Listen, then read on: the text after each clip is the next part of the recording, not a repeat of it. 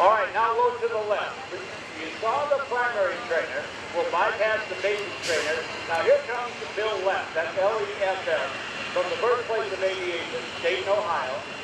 Influenced by the Wright brothers, he grew up in Hawthorne Hill, where they had lived many years before him.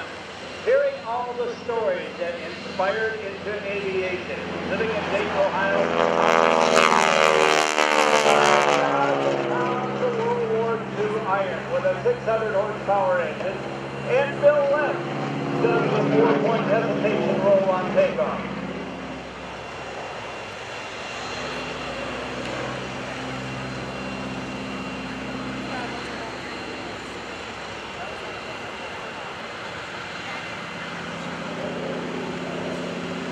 All right, now, I told you the difference on all these airplanes. This was a big complex trainer. It was built, there's a lot of numbers going around, but Bill Leff says 15,000 plus in these aircraft, used by all of our allies. There were a number of different variations, like the Boomerang aircraft of Australia and the Yale of Canada. It's got a swept wing, a little bit of taper on the wing, and it was heavy on the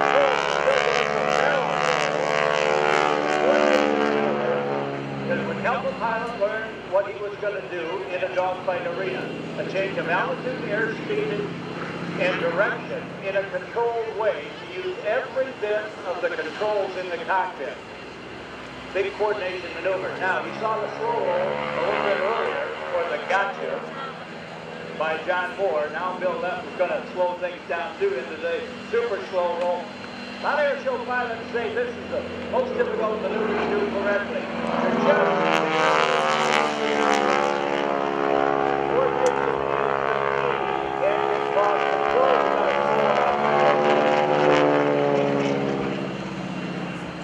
now from that maneuver, you should be setting up for the Cuban 8 maneuver. You know that maneuver? I gave you the history of that maneuver. It's the figure 8 traced out by the smoke system. When there is no wind, and we got a nice blue sky like we'll have tomorrow and Sunday, you'll see the smoke hanging together. You will see that figure 8 laying on its side. As you see, this airplane has a retractable gear, much like the fighters that the pilots were going to fly. It also has flaps, controllable pitch prop, and it had the feel of the control stick at the top. Typical of the fighters the pilots were going to fly. And again, training was the key. So you know the Cuban 8 is a combination of two almost loops. They say 5/8 of the loop. You stop the loop on a 45-degree down angle in relation to the horizon. You roll the airplane to the upright position. Then you dive back down. The findings of the second part of this. Figure 8 laying on the ground, a big arcing maneuver here. As Bill will get us bearings by looking out the cockpit at the horizon on the left and right side. 5/8 of a loop complete, the descending line.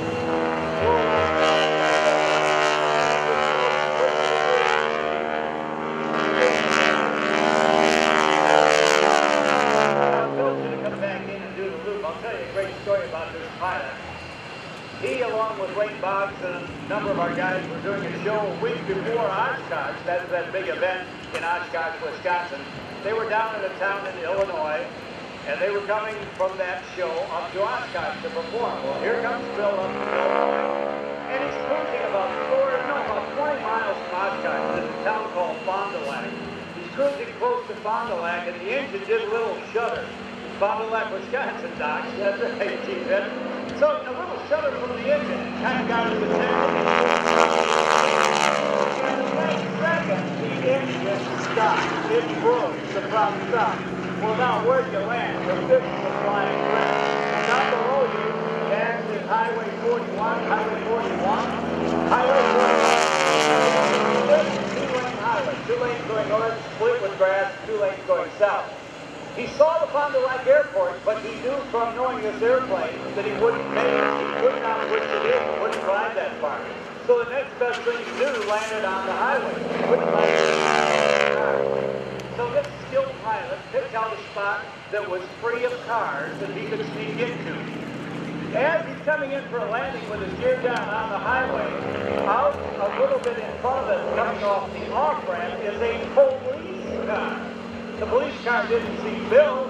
He cruised down the highway. Bill had the presence of mind to hop the airplane with no power from the engine over the top of the police car and land in front of the slower police car. Well, you know, the policeman had one of those cameras. He got it on film. It didn't, it ended okay, but you know those big signs off the side of the highway that says next check so-and-so? They're put into the ground by 4x4s. Well, the right wing hit that side. And it kind of stopped the airplane. But the policeman got it all on tape. Well, he stopped his car. He came up to Bill Leff and said, expletive, expletive, expletive, do you think you're doing on my highway? Bill said, no problem, officer, just have a little... He said, by the way, officer, I want you to come forward so you don't find off the airplane moves to the end of the landing gear here. He said, come forward with me to this engine. He said, officer, with all your strength, move that propeller. The officer tried to move the prop. It was froze. He said, I can't. Officer, would you please put that in your report? Because then some empty suit is going to say that I ran out of gas. And I got plenty of gas. My engine froze. Well, no big deal. Traffic stopped for a while. They towed it into Fond du Lac Airport. They dropped the fence that separated the highway from the airport, taxied it across the way, and in 2 weeks, Bill was back into the air with a new wing. Gear down, flaps down, minimum forward speed, just above what we call the stall of the airplane, which has nothing to do with the engine and everything to do with the fact that the wing can either fly or it can fall. And when it falls through the force of gravity with no lift, that means you have stalled the airplane, you have stalled the wing. The engine could be running at 100% power, you can still slow the airplane up slow so much that it will stall and fall like any other thing that you would release from your grip, like a coin or a pen or a pencil. It falls to the lowest point of the earth. We call that the high alpha pass. And by the way, in that 5,000-pound airplane, Bill Leff was doing a balancing act. He was back there at about 60 knots. Now later on tonight, after it gets dark, you won't see Bill. You won't see the airplane. What you will see is fireworks attached to the outside of the airplane and about 42,000 high-intensity lights that blink on and off with coordination. He has got one of the most dynamic night pyro shows in our business. Now, hanging by the belt, the inverted flight position, inverted to inverted. Recover, and return inverted flight, back to inverted flight, and then back to right side up again. Now a little modified crop duster turnaround to bring the aircraft back into position. These aircraft are used by warbird pilots as formation airplanes. There's some great formation teams out there, some award-winning teams. Each year in September on the Reno National Air Races, there is a class of racing just for these types of aircraft. Whether it's a Navy SNJ, or an Army Air Corps, United States Air Force G6, or a Canadian Harvard, they go around the pylon, 60 feet off the same truck, rounding the pylon to see who can get the checkered flag. And stopping the airplane every 90 degrees of rotation, it is Bill Leff at a 4-point hesitation roll. Well, in addition to his air show work, starting out as a kid, just barely a teenager, growing up around the barnstormers in Dayton, Ohio, with a tradition of aviation, at the birthplace of aviation, again, living and growing up in Hawthorne Hills, where the Wright brothers grew up. Bill pursued a career as a corporate pilot. He has been a corporate pilot and is now. He also has been an airline instructor pilot. He has been an airline pilot. He is an air show pilot. When it's an airplane that is outfitted with test gear, when engineers and developers from Wright-Patterson Air Force Base want to test a new component for a fighter, they will take Bill's twin-engine airplane with Bill at the controls. They'll put it on the airplane and see how it is affected by heat, by altitude, by vibration, or by cold. So that twin-engine executive airplane that he has is a propeller-driven airplane that the passenger area is just fast equipment. So busy is he in that environment that he told me this morning he's developing yet a second airplane just like his first one, and possibly a third, because of all the work that he has. Here is the camera pad.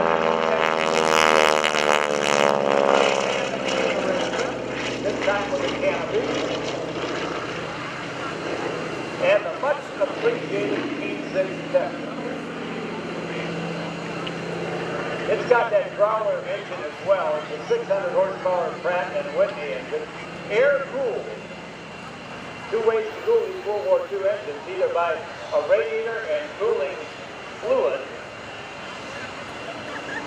or by air like your lawnmower, air-cooled, with fins on each of the cylinders.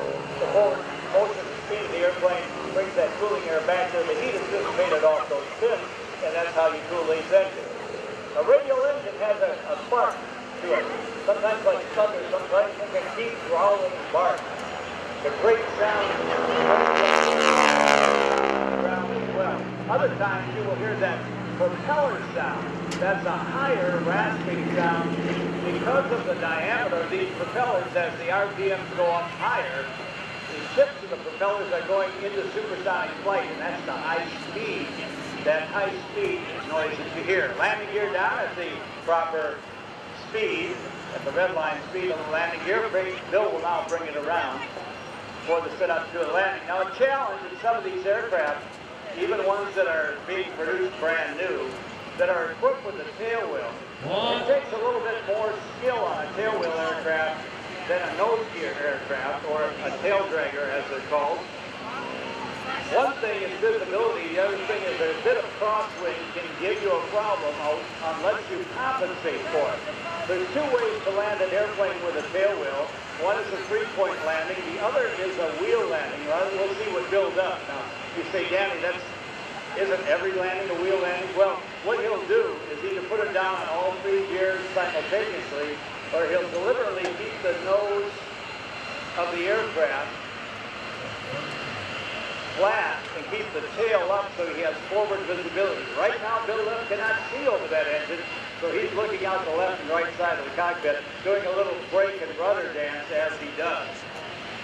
If there was a strong crosswind, he'd have brought it in on the main gear only, kept the tail up, kept the extra speed in, fed the aileron into the direction where the wind was coming from to keep the aircraft stable and right on that aircraft center line.